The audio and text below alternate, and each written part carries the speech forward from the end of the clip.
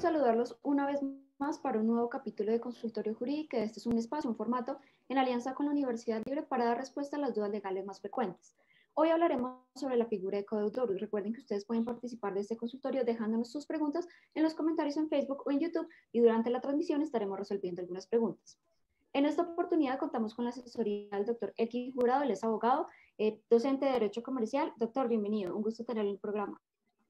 Muy buenas tardes, Diana, para usted y toda la audiencia que nos acompaña a esta hora.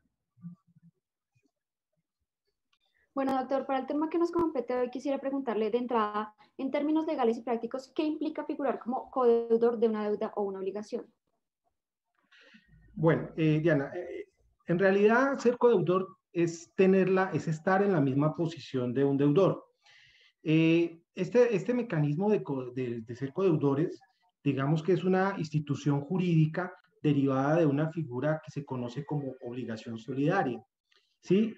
Que le permite al acreedor tener mayores garantías, ¿sí? Y por tanto le permite dinamizar el desembolso de los créditos, ¿sí? Cuando se contrae una obligación en la cual figuran como deudores dos o más personas, entonces surgen dos relaciones. La relación externa, porque es la que se exterioriza, que se presenta entre los codeudores, ¿sí? Y el acreedor. Esa digamos que es la obligación solidaria. Pero también surge una relación de carácter interno, que es la que se presenta entre las personas que están como codeudores.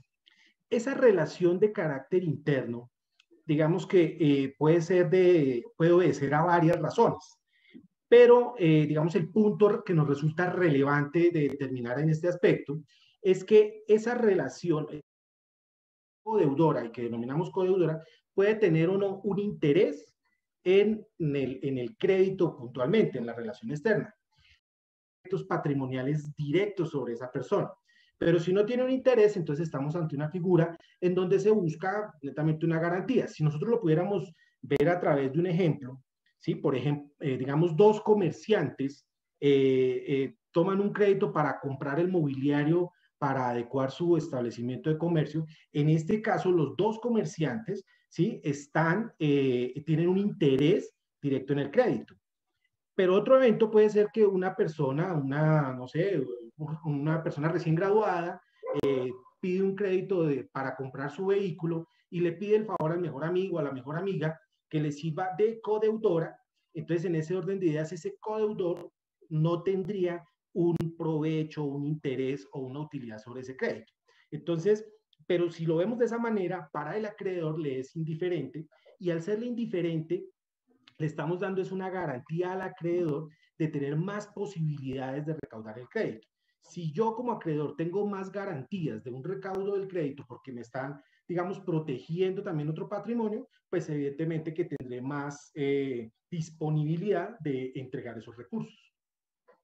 Precisamente en este sentido viene la segunda pregunta, y es, si el titular de la deuda no paga, ¿quiere decir que le pueden embargar o le pueden cobrar esta deuda al codeudor?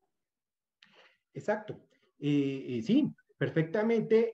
Como es una garantía, digamos, de alguna manera funciona como una especie de garantía para el acreedor, está el acreedor en la total libertad de escoger a cuál de esas personas que figuran en la relación obligacional exigirle el pago total o parcial de la deuda. Digamos, digamos, una prerrogativa que tendría ese acreedor en ese orden de ideas y por tanto podrá embargar porque se responde pues con todos los bienes del patrimonio. Una de las preguntas más frecuentes es, ¿cuál es la diferencia entre ser fiador y ser codeudor de una obligación o de un crédito o de una obligación, una deuda? Lo que ocurre es que el fiador es una figura antiquísima que está porque el término deriva de un contrato que está en el Código Civil que se denomina fianza. Que le soy franco, en el común, en la práctica usual, diaria no es tan usual, no es tan común como si la figura que estamos analizando del codeudor. Porque en la fianza, ¿qué ocurre? Que el fiador puede exigirle al acreedor que primero le cobre al deudor principal. Y si el deudor principal no paga, entonces el fiador sí paga. Entonces, si uno lo ve desde la dinámica de poner masivamente créditos, es decir, de prestar masivamente dinero, que es lo que dedican las entidades especializadas en ese orden, pues no es una figura adecuada y rentable porque como garantía tendría que hacer un mayor procedimiento y exigirle primero hacia acreedor y luego sí, perdón, primero hacia deudor y luego sí al fiador, porque el fiador puede exigir eso previamente. Entonces, esa es la gran diferencia. Lo que pasa es que por la usanza tal vez del término, ¿sí? En el común, los utilizamos casi como sinónimos, pero desde el punto de vista jurídico son muy distintos en el sentido de que el codeudor es igual a un deudor, pero el fiador puede exigir esa prerrogativa de primero se le pague, se le cobre al deudor principal. Situación favorable para el fiador, pero no tan favorable para el acreedor. En caso de que, por ejemplo, el deudor principal de la deuda no pague y que el codeudor tampoco pague, ¿esto también afectaría el historial crediticio de ambos o solamente de uno de ellos dos? Claro, afecta el historial crediticio porque la deuda, como lo hemos venido indicando, la deuda a veces es una sola obligación y en consecuencia los codeudores o los que sean están en el mismo orden. Luego el reporte negativo los afecta a ambos, pero no solamente afecta el reporte, digamos un reporte negativo por mora en la deuda, sino que también deben tenerse en cuenta a la hora de aceptarse codeudor que como se está asumiendo el potencial pago de una obligación en el futuro, si el otro codeudor o codeudora no paga, eso implicaría que afecta, digamos, las posibilidades de la capacidad de endeudamiento.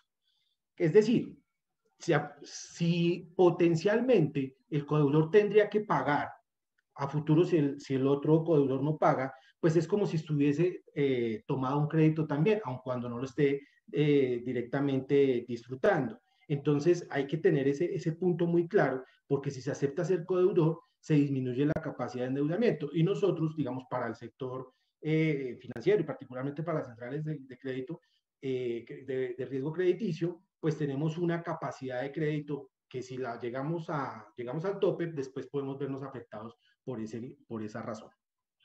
Teniendo en cuenta que la deuda no es principalmente del codeudor, ¿existe en la legislación colombiana alguna figura o alguna forma de salvarse, por llamarlo de alguna manera, de que le cobren esta deuda?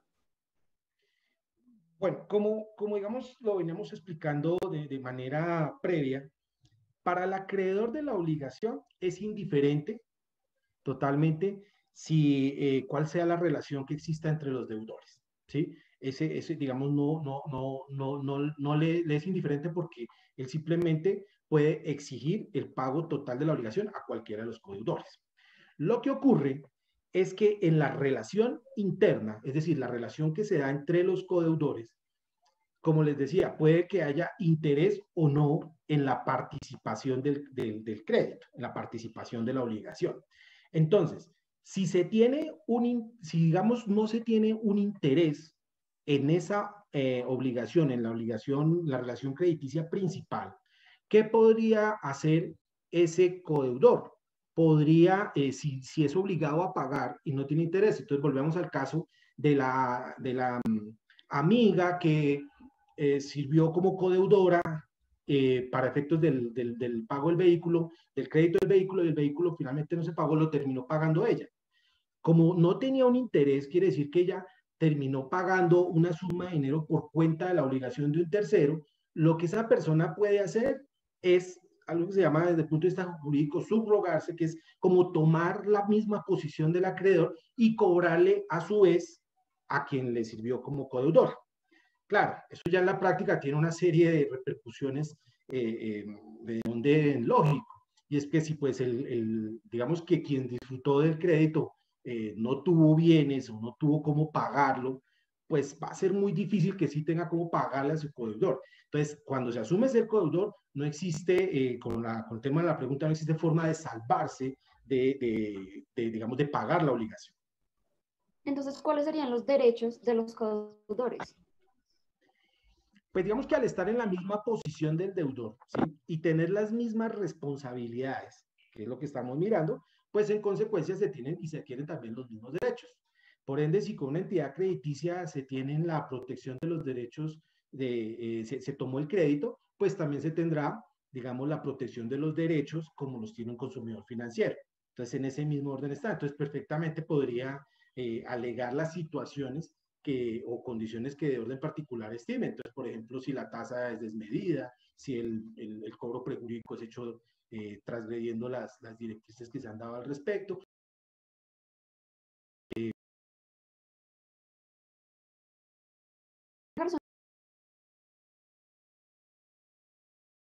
Si tengo un codeudor y voy al día en mis pagos, cuando le pido un estudio de crédito, ¿aparece como codeudor de mi crédito? Digamos que eso ya está en la forma como las centrales de riesgo lo establecen, ¿sí? No le van a dar la información de su codeudor porque es una información que hace parte de los datos personales, es decir, de los datos de cada deudor, ¿sí?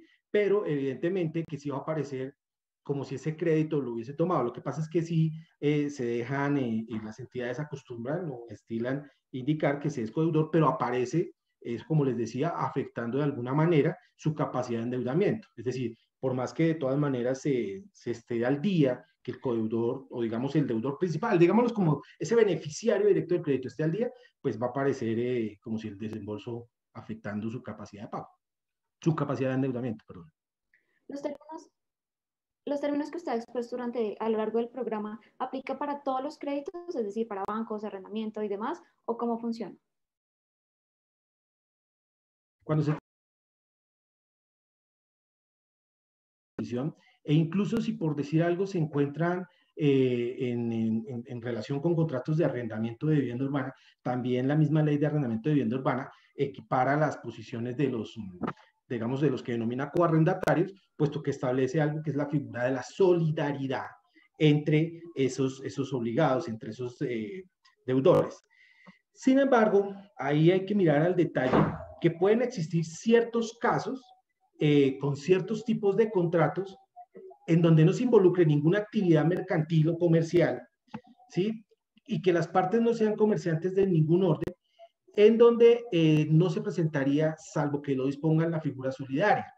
Y me explico, un ejemplo muy sencillo.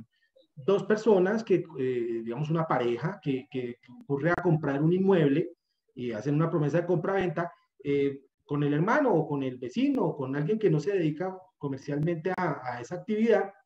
Si en ese evento no se deja expresamente que se trata de una solidaridad, entonces la obligación sí podría llegar a ser de carácter divisible, es decir, podría fracturarse entre las personas, pero son los casos de menos ocurrencia y habría que mirarlo caso a caso para poderlo definir. ¿Cuál es su recomendación como abogado para servir como codeudor de una deuda? Finalmente, la decisión de servir como codeudor o no de una deuda depende de si se tiene un interés en la obligación contraída o no. Pues evidentemente que cuando se tiene un interés, pues es parte lógica de entrar a ello. Pero yo creo que si no existe un interés en la obligación, es una decisión de carácter íntima, personal, y tal vez ahí me saldría como abogado de expresar al respecto, y es que la única recomendación, cuando yo no tengo un interés en el crédito que se va a contraer, y la única recomendación para que yo asuma esa posición de codeudor, sería que aún sin ser codeudor, estuviese dispuesto a pagar o asumir la obligación por esa persona. Un ejemplo, una deuda contraída por mi hijo, por mi hermano, por mi esposa, pues en ese orden de ideas, a mí moralmente, pero es una decisión personal, me motivaría a ser codeudor, independientemente de que lo sea o no lo sea, de que firme o no firme. Bueno, doctor, le presento uno de los casos que se encuentran en eltiempo.com que ustedes también pueden consultar, dejar sus consultas. Y entonces dice el usuario: soy codeudor de una deuda adquirida con la Universidad Uniminuto. La titular se quedó sin trabajo. ¿Me pueden embargar mi salario? Explíqueme un poco a la gente cómo funciona ese tema del embargo de los salarios siendo codeudor o deudor. Pues al estar en la misma posición, digamos que sí es perfectamente embargable digamos, el salario. Lo que pasa es que de acuerdo con el Código Sustantivo del Trabajo existen unos topes, ¿sí? Si se trata del salario mínimo, no es embargable, y solamente es embargable de lo que exceda el salario mínimo hasta el 20%, ¿sí? Que es la quinta parte. Entonces, esa parte es la que corresponde a dicho embargo. De allí que por eso les indicaba que las entidades revisan muy bien la capacidad de endeudamiento para efectos de saber si en un determinado momento hasta cuánto puede una persona llegar a ser embargada. Y en ese tema de los embargos, doctor, le pregunto, si por ejemplo ya le embargaron los bienes o el sueldo al deudor principal de la deuda, ¿ya el codeudor quedaría, digamos que libre, por llamarlo de alguna manera, o cómo sería en ese caso?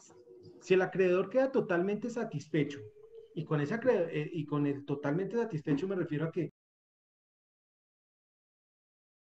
horarios de abogado, todo lo que se haya generado, queda totalmente satisfecho, sí, pero si no está totalmente satisfecho desde el punto de vista legal hasta donde pueda cobrar la parte o el saldo pertinente, se lo puede cobrar perfectamente al codeudor. Bueno, doctor, se nos agotó el tiempo. Muchísimas gracias por su asesoría. A usted, Diana, con todo gusto, una feliz tarde. A ustedes, gracias por participar de este consultorio. Recuerden que pueden consultar este y otros temas de interés ingresando al tiempo.com en la sección Justicia y Servicios. Allí, al final de cada una de las notas, pueden encontrar el formulario donde pueden dejarnos su consulta. Feliz tarde para todos y nos vemos en un próximo capítulo de Consultorio Jurídico. Hasta luego.